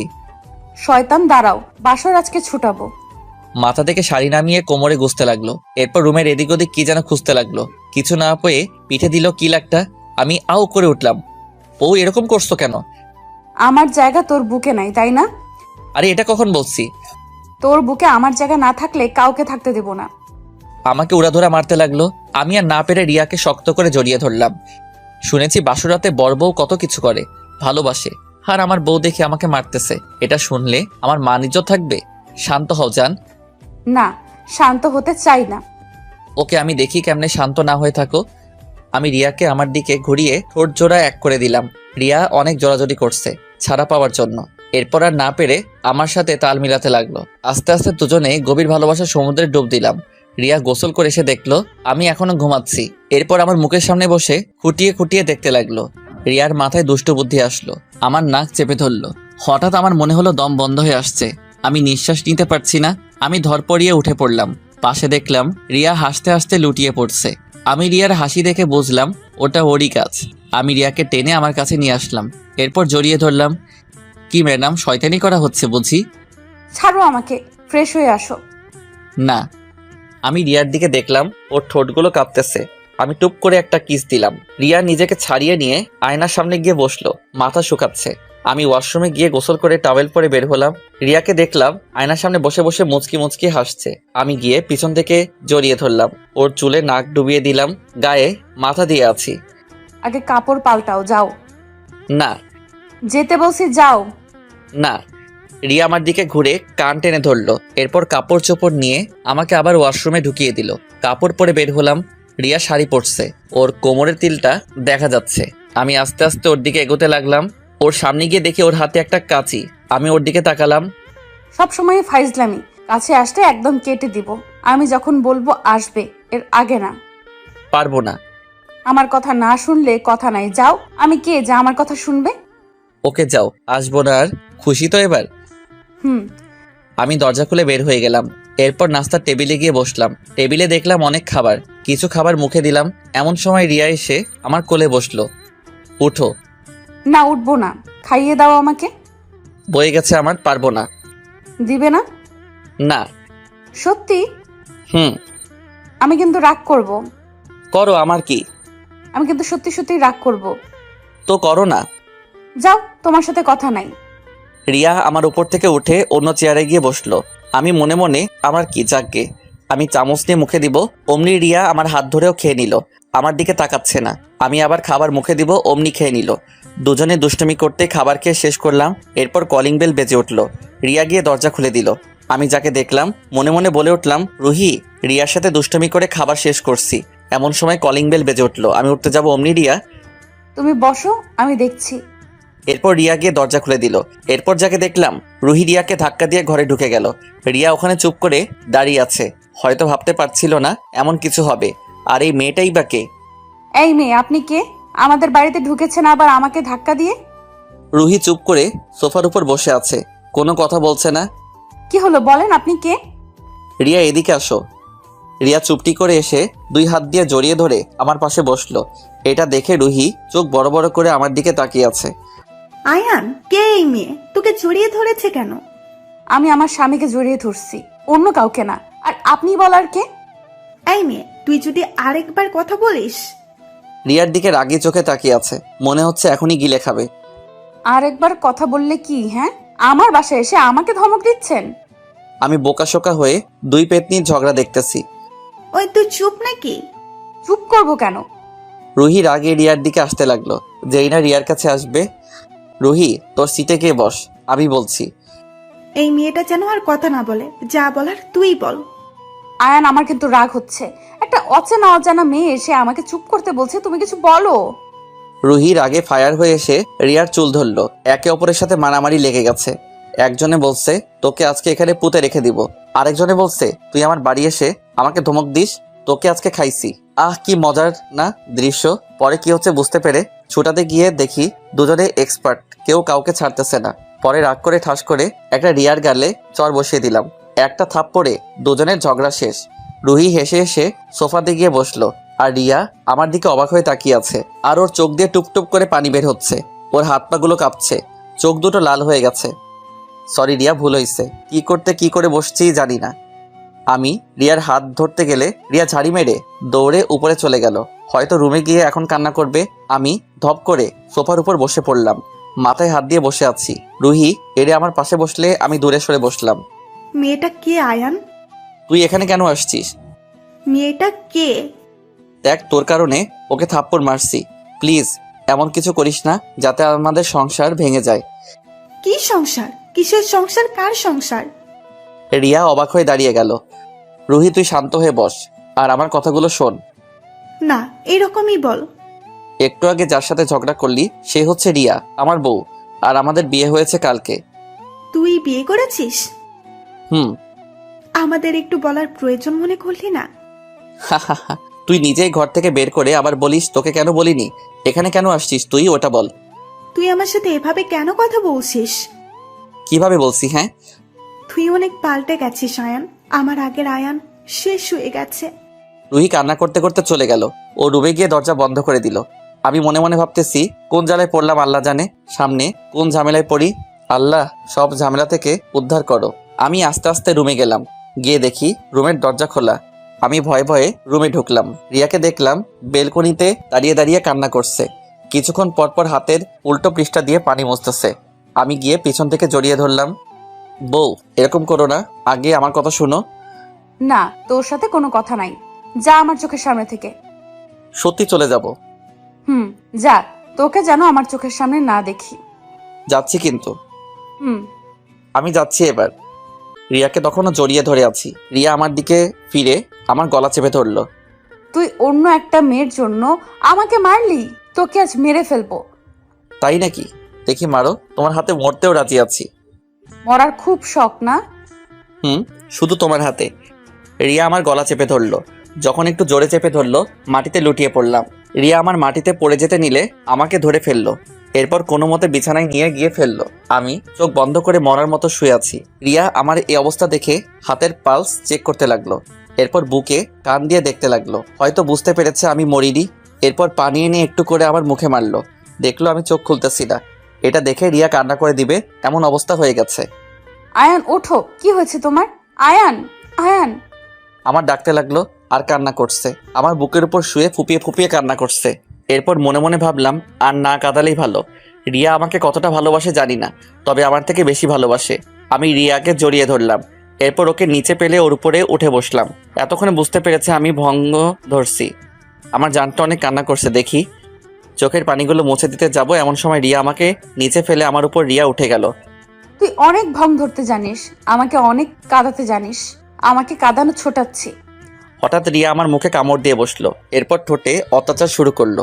রিয়া যেভাবে চুমু দিচ্ছে এগুলো চুমু না, আল্লাহ। এক হাতে বুকে চিমটি দিয়ে ধরছে, অন্য হাত দিয়ে আমাকে ধরে জোরে জোরে চুমু খাচ্ছে। মনে হচ্ছে আজকে আমি শেষ। আল্লাহ, আমার ঠোঁট ছেঁড়াবেড়া বানাই ফেলছে। রিয়া আমার উপর থেকে যখন উঠলো, ঠোঁটে হাত দিয়ে দেখি রক্ত। আমি লাফিয়ে উঠে পড়লাম। এরপর আয়নার সামনে গিয়ে অবাক, আমার গালে রিয়ার দাঁতের ছাপ বসে গেছে, ঠোঁট দিয়ে রক্ত পড়তেছে। আমার মোট কথা আমার মুখের 12টা বাজাই দিছে। রিয়ার দিকে তাকিয়ে দেখে হাসতেছে, মনে হচ্ছে কোনো বিশ্বযুদ্ধ করে বিজয় হয়েছে। আমি গালে হাত দিয়ে রিয়ার কাছে গেলাম। ওলে আমার বাবুলে, দেখি আমার জানের কি হয়েছে। আমার হাতটা গাল থেকে সরিয়ে দেখলো ওর দাঁতের ছাপ বসে গেছে। ব্যথা হচ্ছে না, অনেক মজা লাগতেছে। রাগ করছো নাকি? না, খুশি হয়েছি। রিয়া আমাকে টেনে ওর পাশে বসালো। দাঁড়াও, ভালো করে দিচ্ছি। এটা বলে টুপ করে আরেকটা চুমু দিল গালে। গালে হাত দিয়ে দেখতে লাগলো আর হাসছে। ভালো করে হাসো, এখন বাইরে গেলে সবাই হাসবে। যার ইচ্ছে সে হাসুক, তাতে তোমার কি? আচ্ছা সরো, রেডি করে দাও, অফিসে যাব।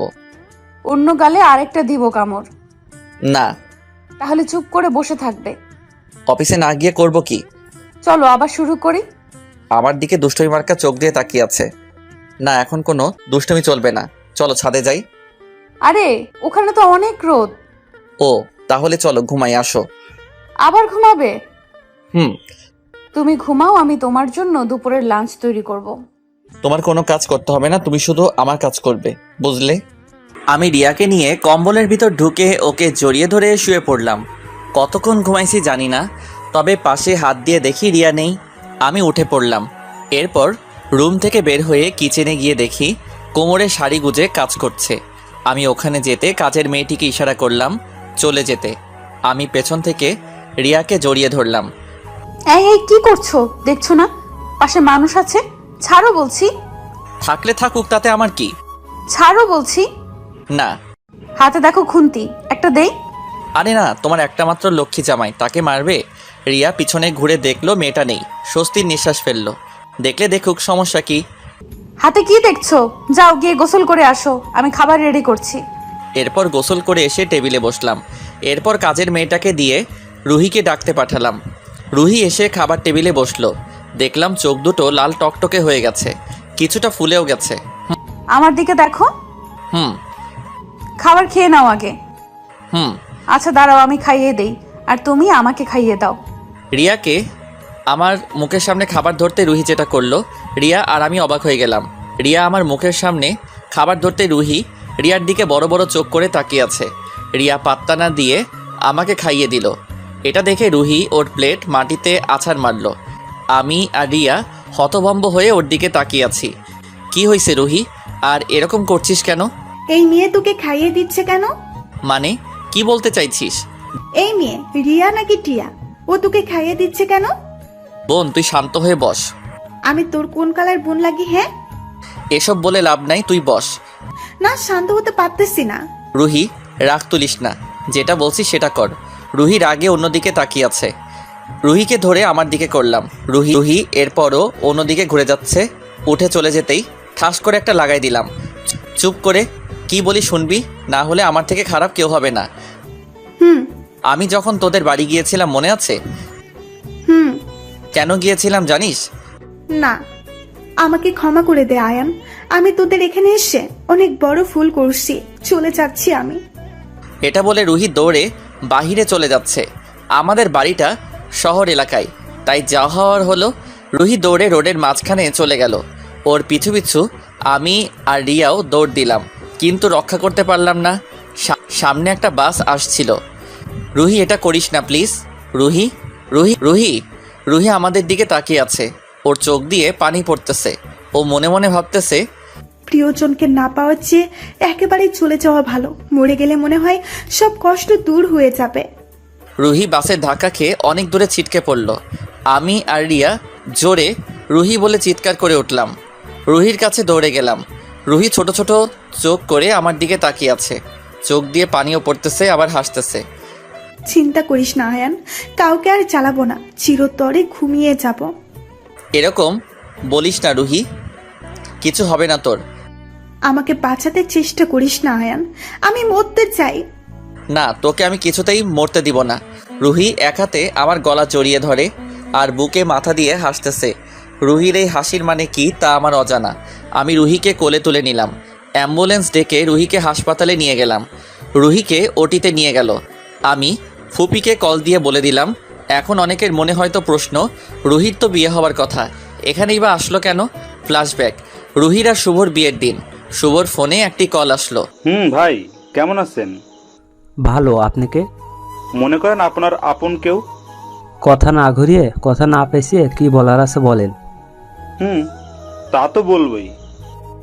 দেখেন আমি খুব বিজি, কি বলার আছে বলেন। আপনার ফোনে একটা ভিডিও দিলাম, দেখেন। আর আমাকে কিছু বলতে হবে না, আপনি নিজেই ভিডিওটা দেখলে বুঝতে পারবেন। এটা বলে ওই অচেনা লোকটি কল কেটে দিল। এরপর শুভ ওই ইমোতে গিয়ে দেখে একটা অচেনা নাম্বার থেকে ভিডিও আসছে। এরপর শুভ যেটা দেখলো, ওর মন খুশিতে ভরে উঠল। মনে মনে বলে উঠল, পাইছি রুহি চৌধুরী। ভিডিওটাতে দেখা যাচ্ছে রুহি একজন মানুষকে মারতেছে। 4-5 জন লোকে একটা মানুষকে ধরে আছে, আর রুহি ওই মানুষটাকে জবাই করে দিছে। এরপর ওরা ওই ব্যক্তিকে রেখে পালিয়ে গেল। এদিকে শুভ থানার ওসিকে ফোন দিয়ে বলে দিল যা করার দরকার, এবং সাথে ভিডিও পাঠিয়ে দিল। এদিকে রুহির মোবাইলে একটা ভিডিও আসলো। ওর যা দেখলো, হাত থেকে মোবাইল পড়ে গেল। ও একটা লোককে খুন করছে। আর এটার ভিডিও বা কে করলো? রুহি বেনারসি খুলে নর্মাল কাপড় পরে চুপি চুপি ঘর থেকে বের হয়ে গেল।